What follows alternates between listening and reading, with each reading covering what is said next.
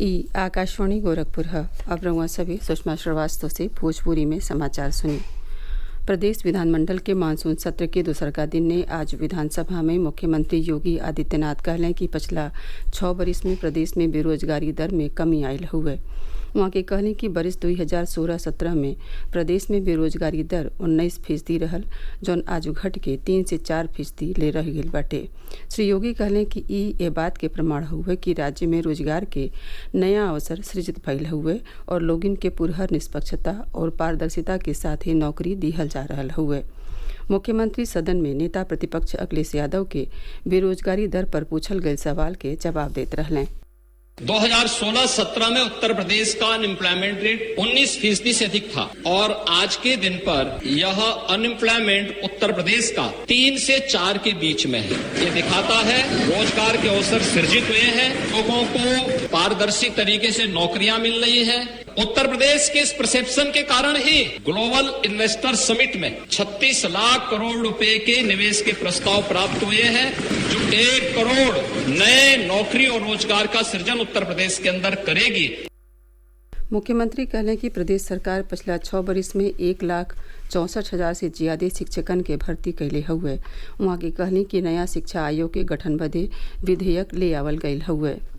1,64,000 से अधिक शिक्षकों की भर्ती बेसिक और माध्यमिक शिक्षा में अकेले पिछले 5 वर्ष के अंदर इस सरकार ने किए हैं और शिक्षकों की भर्ती की प्रक्रिया को युद्ध स्तर पर अगर कहीं वैकेंसी है, इन सब की भर्ती की प्रक्रिया को सुचारू रूप से संपन्न करने के लिए ही हमारी सरकार प्रदेश में शिक्षक भर्ती की प्रक्रिया को पूरी ईमानदारी, पूरी पारदर्शी तरीके से संपन्न करने के लिए ही एक नया शिक्षा आयोग गठन के लिए एक बिल लेकर के आई है। मुख्यमंत्री कहलें कि पिछला 6 साल में नकल माफिया पर कार्रवाई कई के इम्तिहान के नकल विहीन कैल गयल हुए। वहाँ के कहलें कि ऐसन पहली बेर भइल जब यूपी बोर्ड के हाई स्कूल और इंटरमीडिएट के इम्तिहान खाली 15 दिन में पूरा हो गयल और 14 दिन में रिजल्टो आ गयल रहे। श्री योगी कहलें कि खाली 29 दिन में 56 लाख विद्यार्थियन के रिजल्ट घोषित कैल गयल। मुख्यमंत्री राष्ट्रीय शिक्षा नीति 2020 के चर्चा कैलें। वहाँ के कहलें कि नया राष्ट्रीय शिक्षा नीति में रोजगार परक शिक्षा के बढ़ावा देले पर जोर दिहल गयल हुए।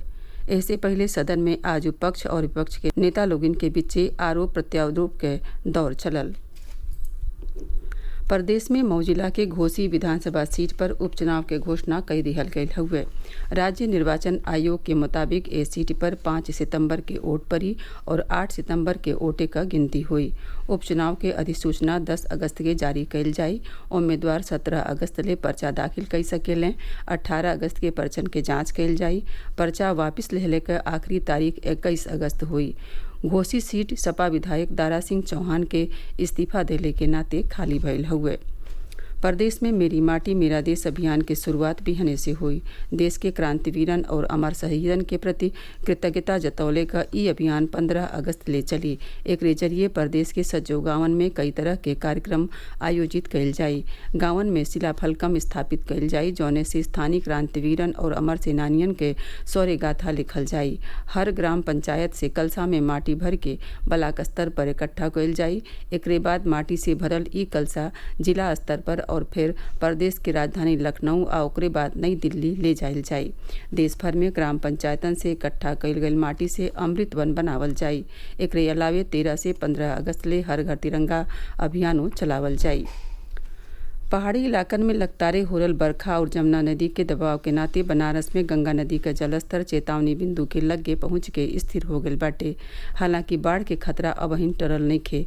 केंद्रीय जल आयोग के मुताबिक बनारस में आज भिन्नही 8 बजे गंगा का जलस्तर 68.30 मीटर दर्ज कैल गये, जौन चेतावनी बिंदु 70.26 मीटर से कुछ दूरी पर हुए। गंगा का जलस्तर बढ़ने से नदी में स्नान करे वाले श्रद्धालुअन के साथ ही बाबा विश्वनाथ के जलाभिषेक करे वाले भक्तन के कठिनाइयन के सामना करे के पड़ रहा हो। गंगा का जलस्तर बढ़ले के नाते श्री काशी विश्वनाथ मंदिर के गंगा द्वारों बंद कर दिहल गयल हुए। एकरे अलावे बनारस के दशाश्वमेध घाट पर होखे वाली विश्व प्रसिद्ध गंगा आरती और गंगा सेवा निधि के कार्यालय के छत्ते पर हो रहल हुए। सावन के महीना में रिकॉर्ड संख्या में श्रद्धालु बनारस पहुंच रहल हउवे। ए महीना अबले 88 लाख से ज्यादा श्रद्धालु काशी विश्वनाथ धाम में दर्शन पूजन कैले हउवे। अगला सोमवार ले ये आंकड़ा 1 करोड़ के पार पहुंच सकेला। बलरामपुर में आज़ादी के अमृत महोत्सव के अंतर्गत आज जिला के थारू समुदाय के विशेष उत्पाद डलिया पर विशेष डाक टिकट के विमोचन कयल गयल। ए मौका पर डाक सेवा गोरखपुर प्रक्षेत्र के निदेशक कहलें कि एमे थारू जनजाति के कला के पहचान मिली। एकरे साथ ही भोजपुरी समाचारन का ई बुलेटिन पूरा भइल। नमस्कार।